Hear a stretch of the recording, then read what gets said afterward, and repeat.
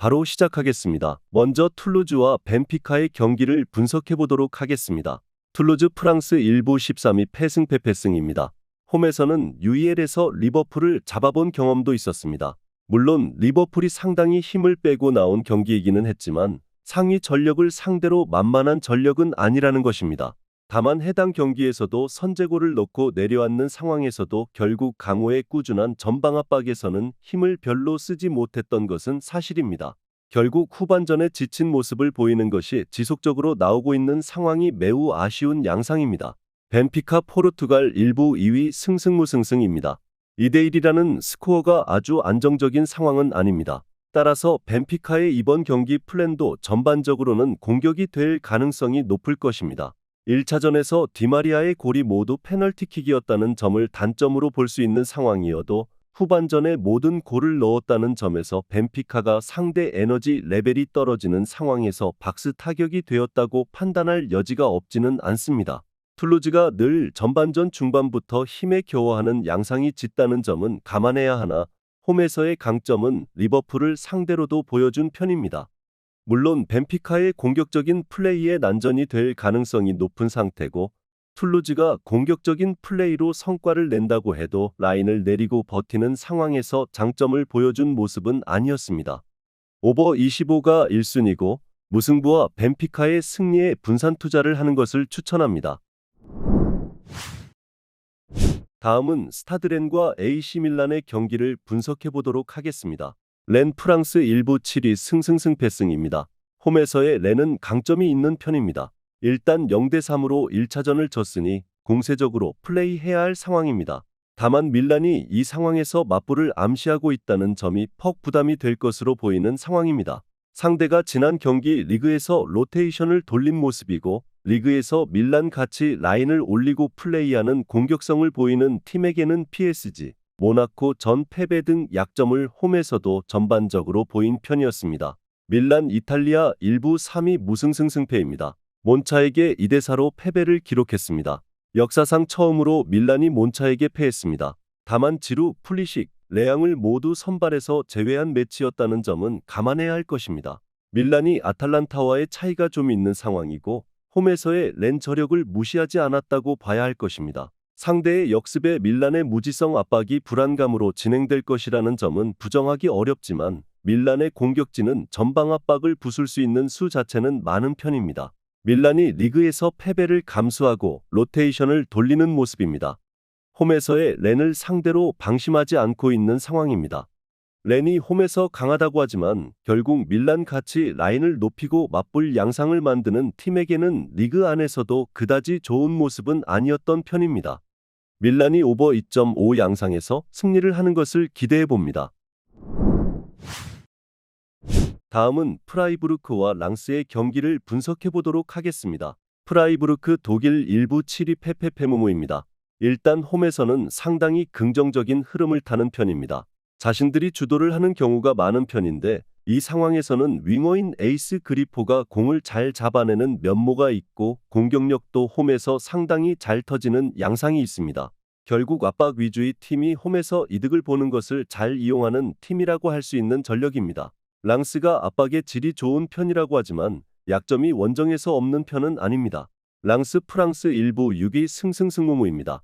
기본적으로 압박의 질이 좋은 팀이기는 하지만 자신들도 상대의 강한 압박에는 조금 고전하는 양상이 있는 편입니다.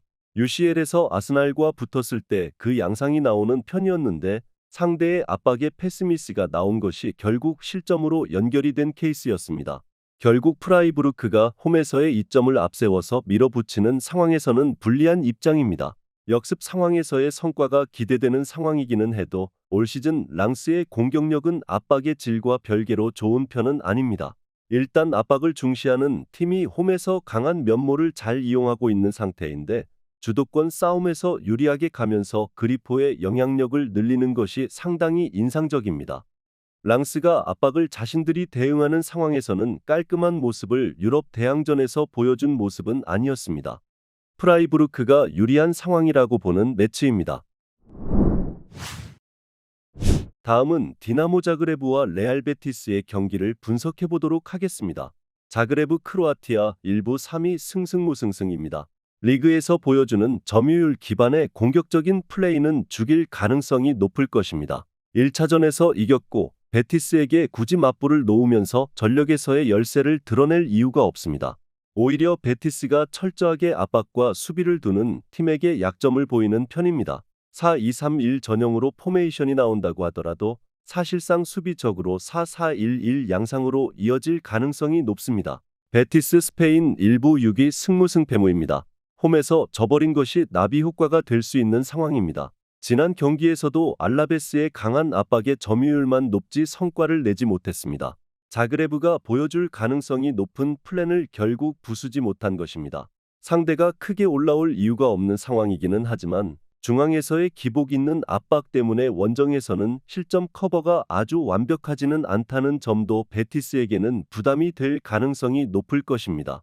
자그레브가 철저하게 보수적으로 나오게 될 가능성이 높은 상황입니다. 지난 경기에서 알라베스가 보여주는 압박과 수비를 결국 뚫어내지 못한 베티스였기에 자그레브의 철저한 수비에 고전할 가능성이 높습니다. 그나마 자그레브가 공격적으로 할 이유가 없다는 점이 다행이라면 다행일 것입니다. 언더 2.5 양상의 무승부가 나와도 이상하지는 않을 것입니다. 마지막으로 토리노와 라치오의 경기를 분석해 보도록 하겠습니다. 토리노 이탈리아 1부 12 무승무무승입니다. 토리노가 최근에는 상당히 라치오를 잘 상대를 하는 편이었습니다. 라치오의 플랜인 중앙에서의 빌드업을 견고함으로 1차적으로 저지하는 양상은 잘 보여주는 면모가 있는 것도 사실이고 라치오의 약점인 측면에서의 수비도 토리노에게 도움이 될 것입니다. 토리노가 원하는 플레이는 중앙에서의 전진이기는 하지만 이선 자원들의 부진으로 인해서 올 시즌에는 측면을 경유하는 것으로 바뀐 상황입니다. 물론 이 상황에서는 득점력의 기복은 있는 상황이 잦지만 컷백과 크로스가 아주 무효하지는 않을 듯합니다. 라치오 이탈리아 1부 8위 무패승승패입니다. 라치오가 일단 중앙에서의 패스워크로 상대의 압박을 무력화시키는 모습은 보여주는 편입니다. 다만 임모빌레나 카스테야노스가 이를 골로 확실하게 이어주는 상황이 아니라는 점이 아쉬운 점입니다. 최근 아탈란타, 볼로냐 등 중앙이 강한 상대에게 고전하는 것은 이런 연유일 것입니다. 물론 라치오가 토리노에게 다실점을 많이 허용하는 것은 아니나 골을 넣지 못해서 전전긍긍하는 양상은 제법 많이 나오고 있습니다. 일단 토리노의 측면 공세도 라치오의 약점이 측면 수비라는 점을 생각하면 어느 정도 유효할 수 있는 상황입니다. 물론 측면의 기대는 양상이 토리노의 득점 기복에 영향을 미치는 것은 확실한 상황입니다. 무승부로 분산 투자해도 좋을 것입니다. 언더 2.5가 유력할 것이고 토리노의 신승 양상을 기대해도 괜찮을 것으로 봅니다. 영상에서 알려드리는 내용들은 모두 1차 분석 내용들이며 2차 분석과 최종 조합픽은 영상 하단 고정 댓글 링크로 문의 주시면 안내 도와드리도록 하겠습니다. 시청해주셔서 감사합니다. 아직도 혼자 분석하고 계신가요? 이슬TV 스포츠 정보방에서는 실시간 스포츠 커넥션을 통한 소통하는 관리 시스템으로 확실한 수익을 전해드리고 있습니다. 정보방 입장 조건은 없으며 일반인들은 쉽게 접할 수 없는 배당 흐름 분석, 모든 경기 라인업과 결장자, 마지막으로 분석 모델링을 통한 최종 조합픽까지 무료로 제공해드리고 있습니다. 물론 마음에 안 들면 둘러보시고 나가셔도 됩니다. 혼자 하면 단기간으로 수익을 볼 수도 있겠지만 함께 하면 장기간으로 꾸준한 수익이 가능합니다. 정보방 무료 참여하시고 꾸준한 수익을 원하시는 분들은 영상 고정 댓글 링크로 문의 주시면 안내 도와드리겠습니다. 늦지 않았습니다. 함께 합시다.